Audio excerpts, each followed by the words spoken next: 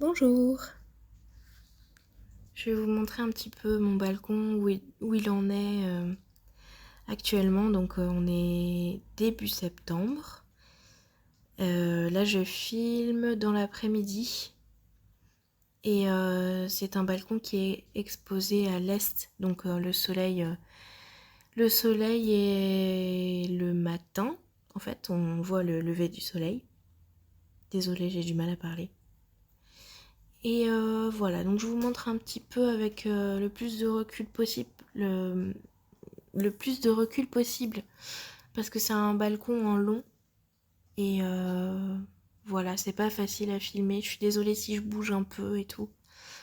Bah là, c'est un syngonium pink néon, je crois, et il pousse vraiment vite. Je l'avais eu plus petit, je l'ai déjà rempoté.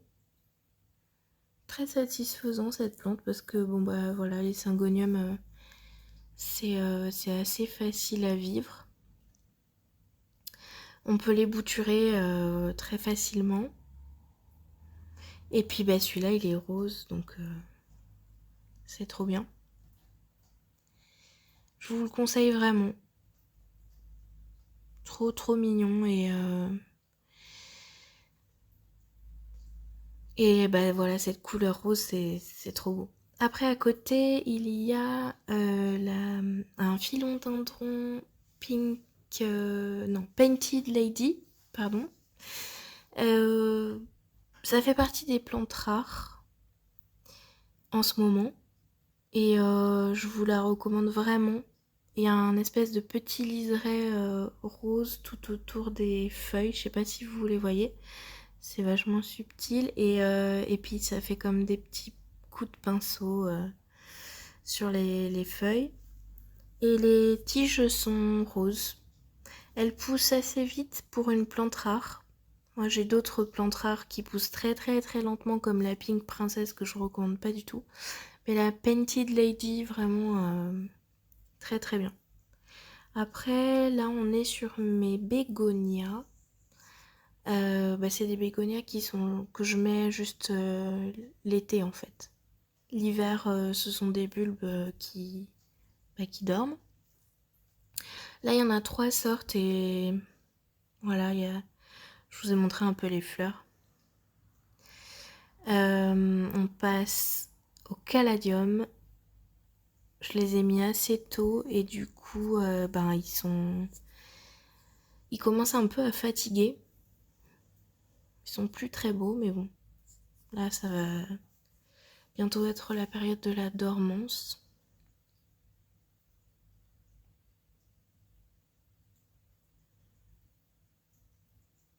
Trop beau les caladiums. Du coup, je recommencerai l'année prochaine avec grand plaisir. Après, ici, bah, il y a une feuille que j'enlève. Alors elle, je ne sais plus son nom, je m'en souviens jamais, mais je vous le mettrai dans la barre d'infos. Elle est super satisfaisante, elle pousse super vite, elle est trop belle et demande peu d'entretien. Juste elle boit beaucoup, même si je l'ai rempotée, mais bon, voilà, faut l'arroser pas mal, mais c'est satisfaisant parce que quand elle a soif, ses feuilles tombent et du coup on le voit bien. Là, c'est mon ficus caoutchouc. Ficus elastica, donc mon caoutchouc, et bah voilà, c'est super. Je le mets dehors l'été et du coup il me fait vraiment plein de branches. Il grandit vraiment très vite et j'adore les plantes qui grandissent vite. On voit bien les branches qui partent de tous les côtés. Après, ici on a... Alors comment il s'appelle? Je crois que je le montre sur la vidéo. Oui, un Rhipsalis bacifera. Que je viens d'avoir il y a pas longtemps. euh, dans une vente éphémère, plante pour tous, que j'aime bien. Ensuite, ici, on a ma Calathea Triostar. Ça fait plusieurs années que je l'ai. Et là, il y a à peu près un mois, en fait, je l'ai laissé, je l'ai trop arrosé et je l'ai laissé dans son cache-pot et les racines ont commencé à pourrir. Et bon, du coup, je l'ai mis dehors. J'espère que ça va aller mieux. Ensuite, là, on a un philodendron Cellum, je crois. Qui est bien dehors. Donc les petites traces blanches, en fait, c'est des traces de savon noir parce que je pulvérise de l'eau mélangée à du savon noir 1 à 2 fois par jour. Et voilà, c'est pour ça que les feuilles ont un aspect un peu mat et qu'il y a des petites taches dessus. Là, c'est un syngonium. J'avais eu à la base juste une petite bouture et j'avais coupé les têtes et repiqué tout de suite dans la terre. Et ça donne ce syngonium là, il a bien grandi pour juste à la base une bouture. Ici on a un épiphyllum, je sais plus le nom, mais je vous le mettrai en barre d'infos, avec un zigzag. Trop beau, j'adore. Lui je l'ai depuis quelques mois et il pousse vraiment vite.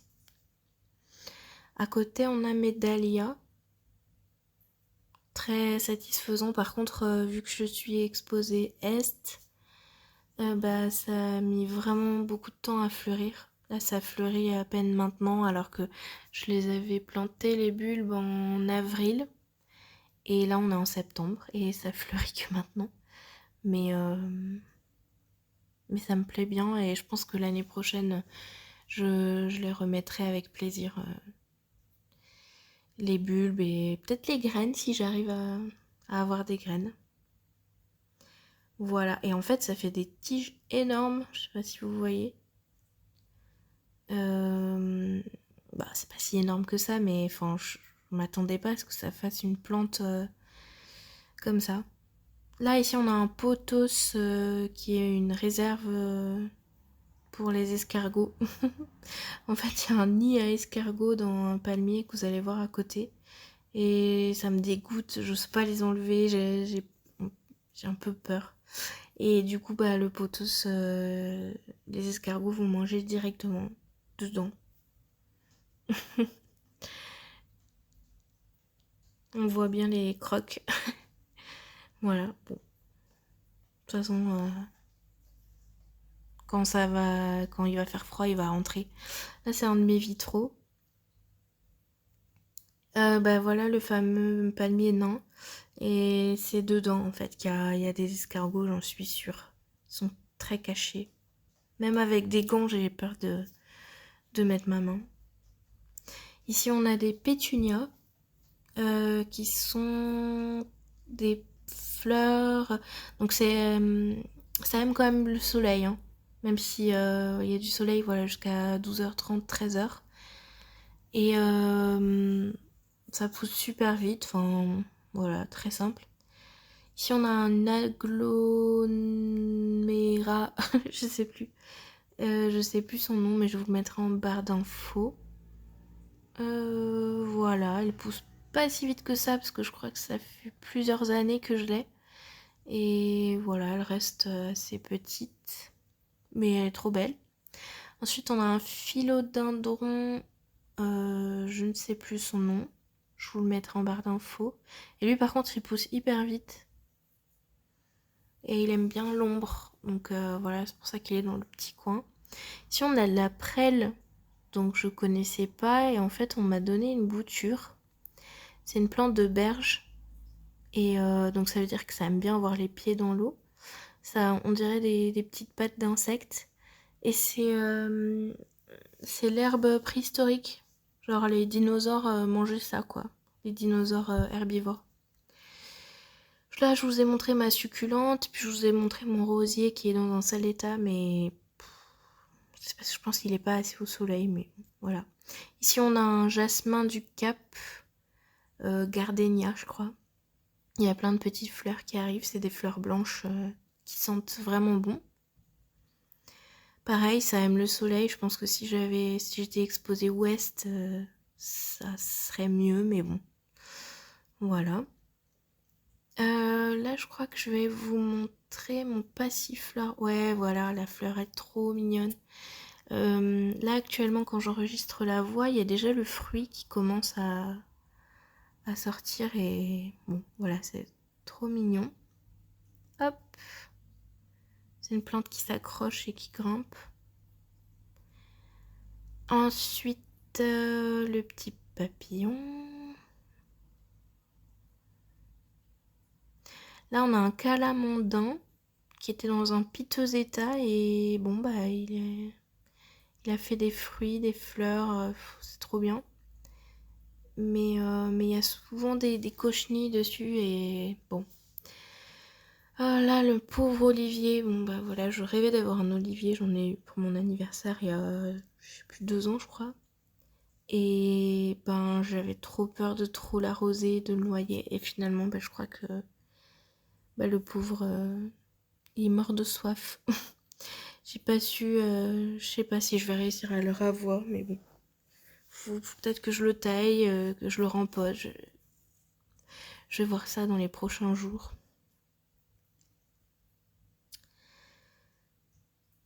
Ici, on a un palmier. Donc, je vous mettrai le nom en barre d'infos. Je me souviens plus de son nom. Palmier éventail qui est trop beau. Je l'adore.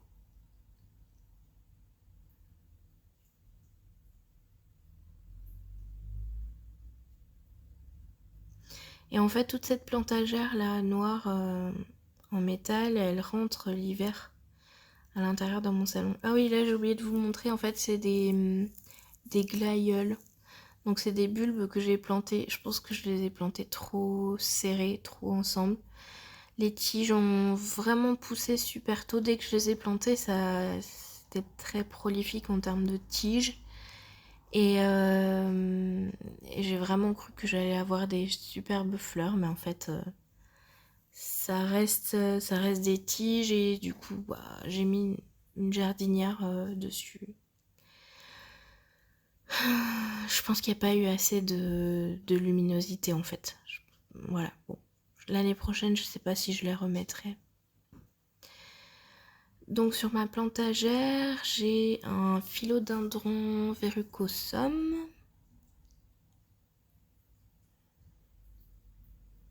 Donc il est dehors, il est soumis aux intempéries, mais il se porte pas si mal.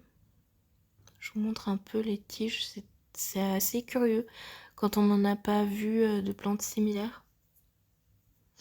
Et ouais, c'est dufteux, un peu une plante avec des feuilles effet velours. Les couleurs sont trop belles parce qu'il y a un contraste entre le côté foncé et velours et en même temps il y a du vert clair au niveau des veines.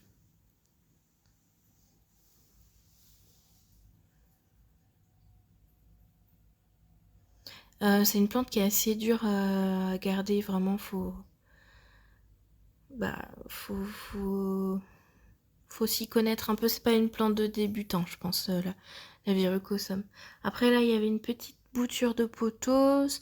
Là, on a un philo Birkin qui pousse vraiment lentement. Je m'attendais pas à ça pour un philo parce que ça fait, je sais plus combien de temps ça fait, mais ça fait plus d'1 an, peut-être 2 ans que je l'ai. Et il pousse vraiment lentement. Là, on a un philo Brasil. Alors là, ça fait des années que je l'ai, mais je sais pas ce qu'il a. Et j'ai abandonné en fait. Je l'ai mis derrière et je l'arrose. Il a peut-être des nuisibles, je sais pas. Voilà. J'ai abandonné un peu. Je l'ai mis dehors et puis voilà. Là, on a des boutures de Adansoni. Ici, on a une petite chaîne de cœur, pareil, une bouture. Ici, on a un Bégonia maculata, je crois. Trop mignon avec des petits points qui sont argentés.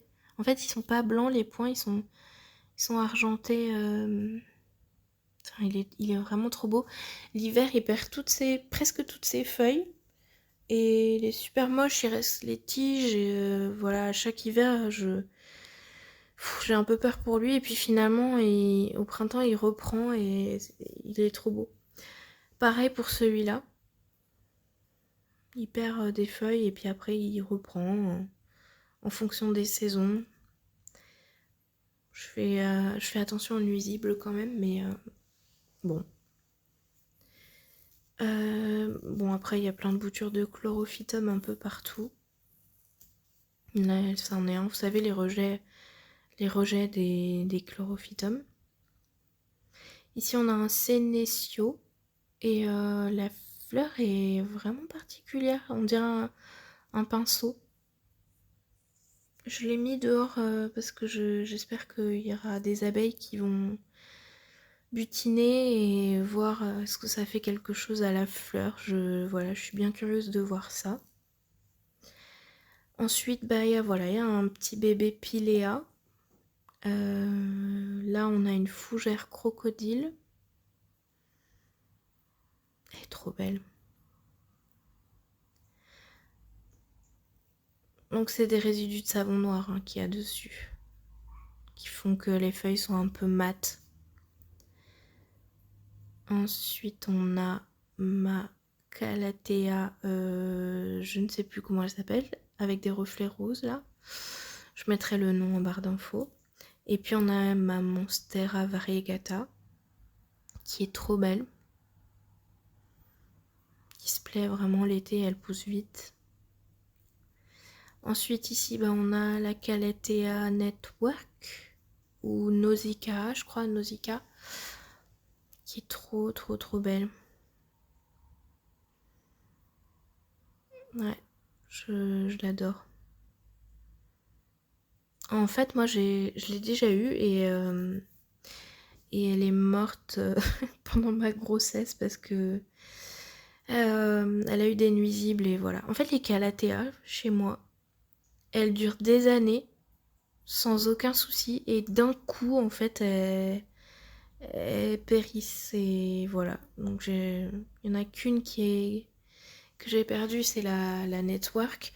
Et du coup, je l'ai trouvée à Plantes pour tous pour 20 € et je l'ai rachetée tellement je l'ai adorée. Ensuite, on a un Syngonium qui est vraiment énorme que j'avais trouvé à 7 € chez Lidl il y a plusieurs années. Et depuis, elle est vraiment... Elle a poussé. Elle est devenue vraiment grande. Je me questionne sur où je vais la mettre cet hiver. Parce que... Enfin, c'est sûr que j'ai une place pour elle, mais je voudrais qu'elle soit bien, quoi. Là, c'est mon espèce de jardinière où j'ai planté de l'herbe à chat et un arôme. Et il se trouve que j'ai posé des bulbes de caladium dessus. Et je les ai oubliés et l'herbe a poussé et du coup, je m'en suis pas rendu compte. Et là, il a... C'est trop étrange, les caladiums. Il est sorti. Quand je les ai plantés, il y en a plein qui ont pourri. Et là, je le pose et il sort. Bon, tant mieux, voilà. Mon chat le touche pas, il mange juste l'herbe à chat. Je vous montre un peu de loin ce que ça donne. Je crois que j'ai rien oublié.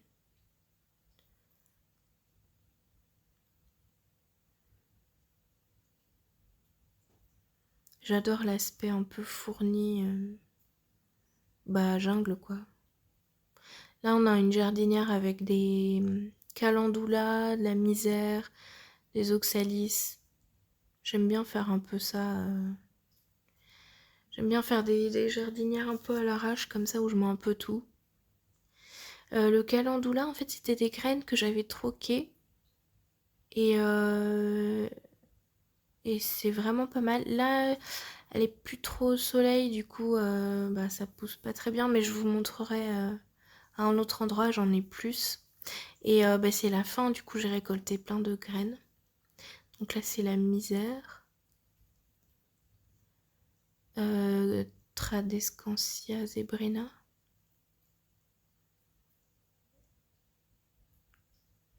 Ici c'est une Alocasia. Alors j'ai plus le nom, donc pareil je la mettrai dans le barre d'infos. Dans la barre d'infos. Les feuilles sont vraiment grandes. Je vous montre. J'en ai vu dans une vente éphémère Plantes pour tous. Elle était énorme, elle était plus grande que moi et je pense qu'elle devait faire un peu moins de 2 mètres la plante. Alors, ça m'a trop donné envie, mais voilà, c'est exactement la même plante que la mienne. J'espère qu'elle va devenir aussi grande que ça.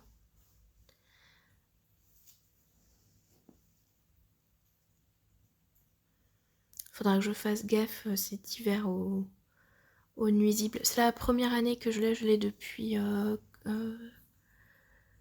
sais plus, 2 mois, celle-là, 2 ou 3 mois. Ensuite, on a ma Monstera,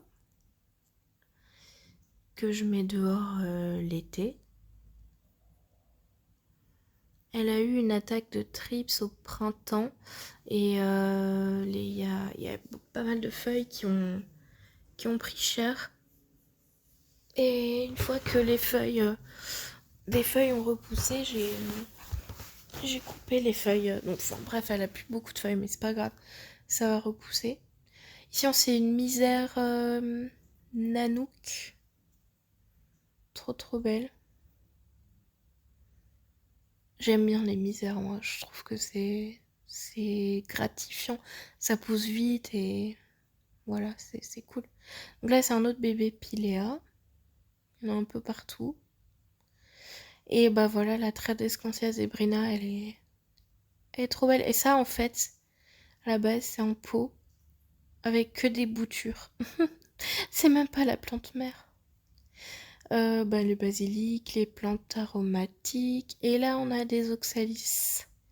Et les fameuses calendula, les fleurs. Donc là, on voit, il y a plein de fleurs qui sont sèches et je vais les couper après pour récolter les graines. On a un laurier rose.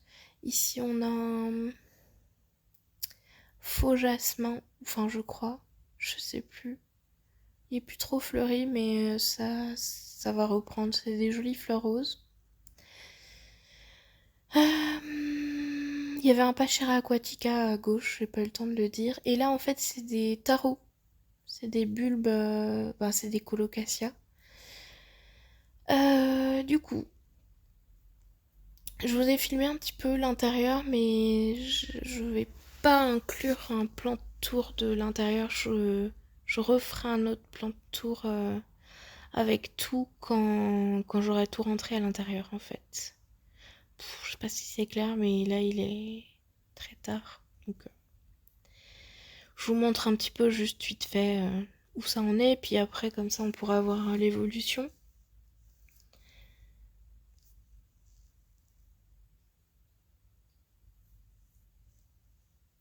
Ah, ça c'est la plante mère, le pilea. Et le forbe grandit vraiment vite. C'est très satisfaisant. Je recommande d'avoir un euphorbe. Là, c'est celui de mon fils, mais voilà. Les petits cache-pots trop mignons sur la sauce, franchement. Ça, c'est une sculpture que j'avais faite il y a des années, qui est inspirée des nanas de Niki de Saint-Phal. Là, vous voyez un de mes vitraux en forme de lune. Cette fenêtre, en fait, c'est exposé sud. Du coup, c'est le seul endroit où je peux mettre des cactus ou euphorbes. Parce que ailleurs, ça va pas. Là, c'est ma plante mère Monstera adansoni. Elle est vachement grande, hein. Là, c'est un tableau que je suis en train de faire, mais il est pas fini, en fait. Il est en cours. Donc, bien sûr, il y a des plantes partout. Et voilà, je vous remontre un petit peu le balcon. J'espère que ça vous a plu.